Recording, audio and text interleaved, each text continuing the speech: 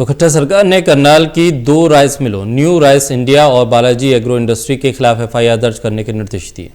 इसका खुलासा करते हुए हरियाणा के अतिरिक्त मुख्य सचिव पीके दास ने बताया कि इन राइस मिलों ने बाहर से चावल मंगवाए थे और इन मिलों में धान के स्टॉक में भी कमी पाई गई।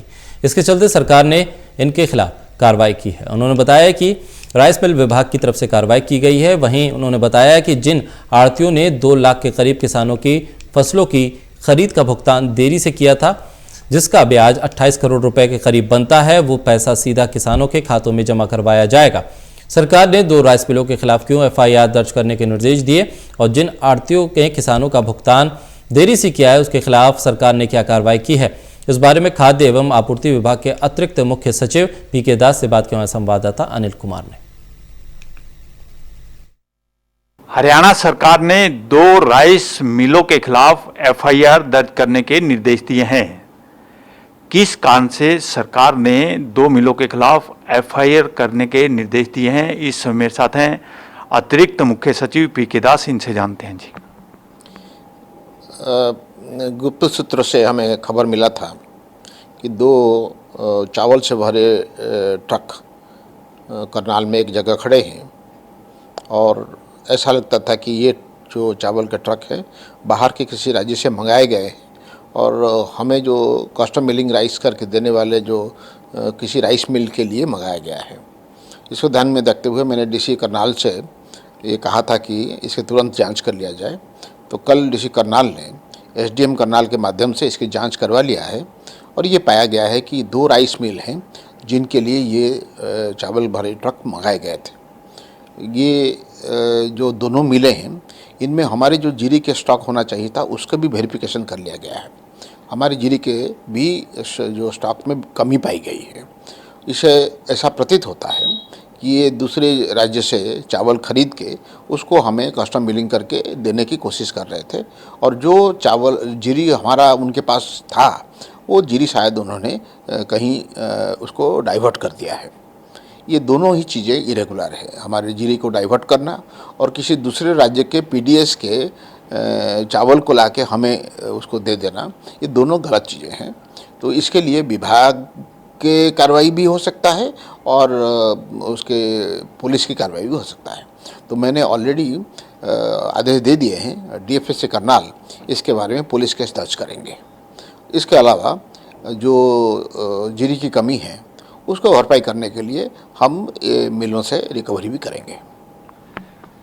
दास साहब, ये राइस मिलें कौन कौन सी हैं, क्या नाम है इनका? ये 2 राइस मिल हैं, इनका नाम है new rice India Kaithal road Karnal और मेसर्स बालाजी एग्रो इंडस्ट्रीज ये करनाल, ये 2 हैं। दास साहब, जिन आढ़तियों ने किसानों की फसल की लेट भुगतान किया है उसके खिलाफ सरकार ने कोई कार्रवाई की है क्या?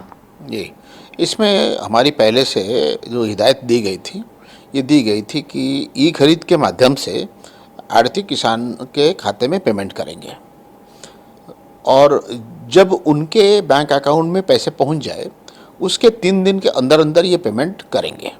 पेमेंट करने का मतलब है पेमेंट की कार्रवाई करेंगे। बाद में पैसा हो सकता है कि किसान अकाउंट में जाए, लेकिन हमने वेरीफाई किया है कि करीब 13,000 आढ़ती करीब 2 लाख के लगभग किसानों के खाते में पैसा भेजने में 3 दिन से ज़्यादा देरी की है। तो 3 दिन तो उनको अलाउड था, उसके बियॉन्ड जो देरी का पीरियड है उसके ऊपर हमने 15% का इंटरेस्ट उनसे चार्ज किया है।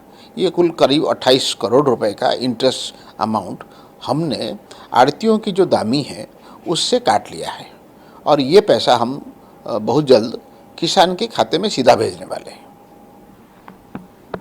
दास साहब, कई अधिकारियों की आपने तबादले किए हैं, क्या वजह है तबादलों के पीछे? ये एक रेगुलर तबादला है और क्योंकि जब अप्रैल के महीने में तबादला होती है, उस समय हमारी प्रोक्योरमेंट चल रहा होता है, तो उस समय हम तबादला नहीं करते हैं। और अभी अगला जो हमारे प्रोक्योरमेंट है वो मिड सितंबर से शुरू होगा, इसीलिए अभी तबादला किए गए हैं ताकि जो लोगों को जिस भी ज़िले में लगाया गया है वो अपने ज़िले में पहुंच जाए, वो सारी स्थिति का जायज़ा ले लें और खरीफ की तैयारी के लिए पूरी तरह से जुट जाए। ये थे मेरे साथ अतिरिक्त मुख्य सचिव पीके दास। इन्होंने कहा है कि करनाल की 2 राइस मिलों के खिलाफ एफआईआर दर्ज करने के निर्देश दिए हैं। इसके साथ साथ इन्होंने बताया कि उनके खिलाफ विभागीय कार्रवाई भी हो सकती है। Anil Kumar, total news, Chandigarh.